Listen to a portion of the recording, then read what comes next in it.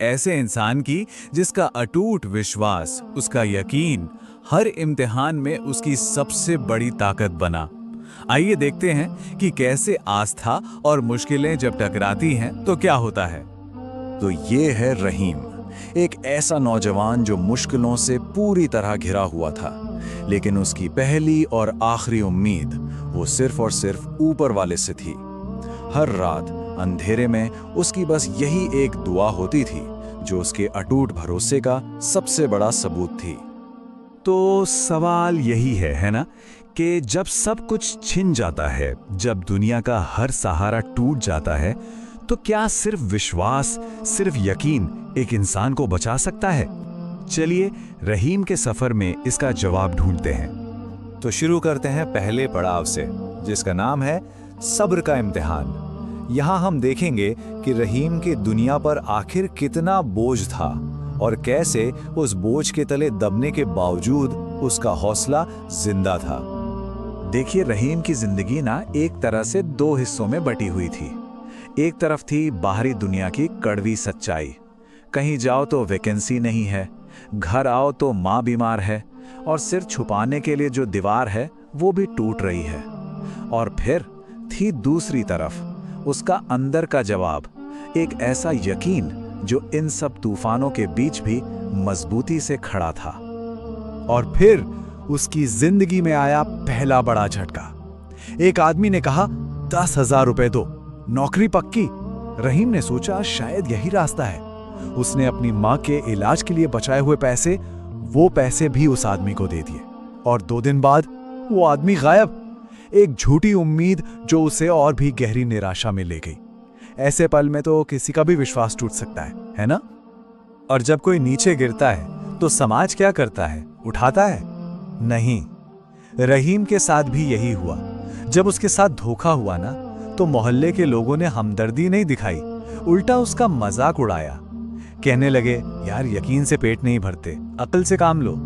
उसे एकदम अकेला कर दिया गया, जैसे उसने विश्वास करके कोई बहुत बड़ी बेवकूफी कर दी हो। लेकिन लोगों के तानों के बावजूद रहीम ने अपनी माँ के सामने हिम्मत नहीं हारी। उसने अपनी अम्मी से बस इतना कहा, अल्लाह सब देख रहा है अम्मी, जो गया है ना उससे बेहतर लौटा देगा।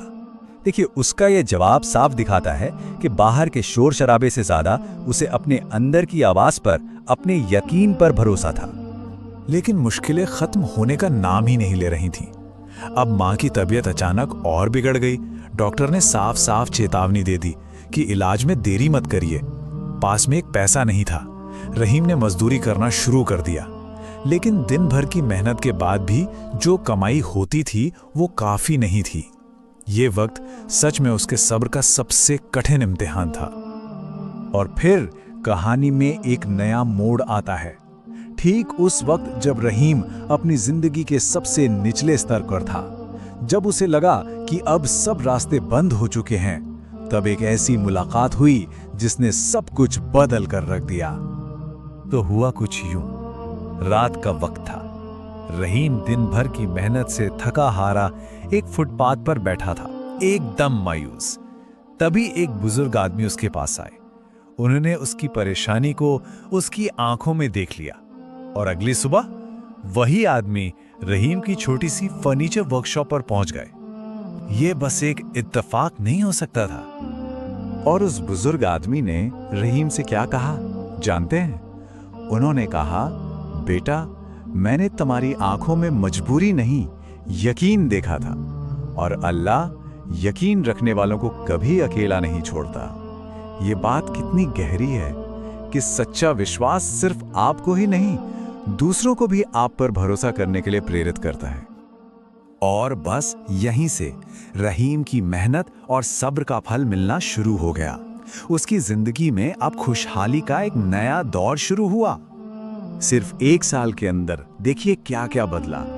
उसकी छोटी सी फर्नीचर वर्कशॉप इतनी पॉपुलर हो गई कि घर में ठीक से खाना आने लगा। उसकी माँ का इलाज ठीक से शुरू हो गया लगातार।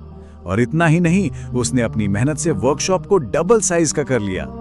ये सब उसकी लगन का और उसके यकीन का सीधा नतीजा था। लेकिन कहानी यहां खत्म नहीं होती। असल में रहीम की तरक्की के बाद उसके विश्वास की सबसे बड़ी, सबसे आखिरी परीक्षा अभी बाकी थी। एक ऐसी घटना होने वाली थी जो उसे वापस जीरो पर लाकर खड़ा कर देगी। सोचिए जरा, 1 साल की कड़ी मेहनत, दिन रात का काम, हर एक उम्मीद, हर एक सपना जो उसने उस वर्कशॉप में जोड़ा था, सब कुछ एक पल में खत्म हो गया।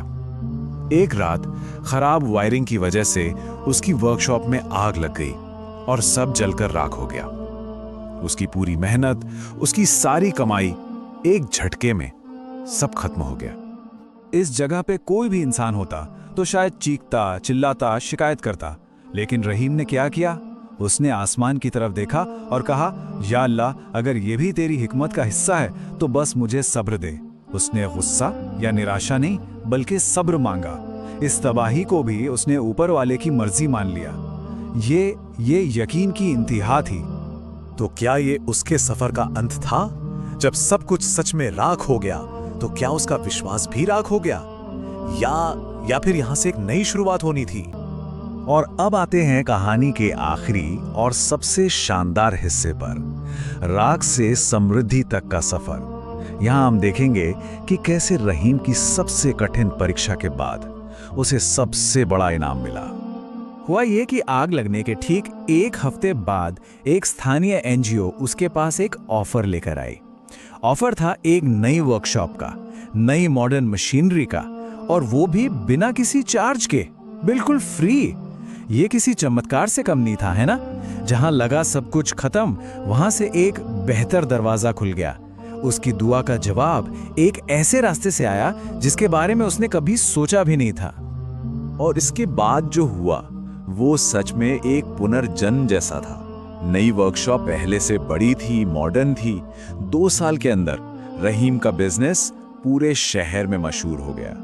उसकी माँ पूरी तरह से ठीक हो गई और उसका छोटा भाई एक इंजीनियर बन गया। जो उसने खोया था उससे कई गुना ज्यादा और बेहतर उसे मिला। बाद में जब एक इंटरव्यू में उससे पूछा गया कि उसकी जिंदगी का टर्निंग पॉइंट क्या था, तो जानते हैं उसने क्या कहा? उसने कहा, मेरा टर्निंग पॉइंट मेरे सबसे मुश्किल दिन, क्योंकि जब सब साथ छोड़ देते हैं ना, तब सिर्फ अल्लाह साथ होता है। कितनी बड़ी बात है कि उसकी सबसे बड़ी ताकत उसके सबसे कमजोर दिनों में ही छिपी थी। और आज रहीम की शाम की दुआ भी बदल गई है। अब वो सिर्फ अपने लिए नहीं मांगता, वो दुआ करता है, या अल्लाह, जिस तरह तूने अंधेरों में उजाला किया, वैसे ही हर बेसहारे को सहारा दे। हमें सब्र, मेहनत और यकीन में मजबूत बना। उसका सफर उसे एक ऐसे इंसान में बदल चुका है जो अब दूसरों के लिए रोशनी चाहता है। तो रहीम की ये कहानी हमें क्या सिखाती है? शायद यही कि जब बंदा अल्लाह पर, ऊपर वाले पर पूरा यकीन रखता है, तो मुश्किलें सामने खड़े पत्थर नहीं, बल्कि आगे बढ़ने के रास्ते बन जाती हैं।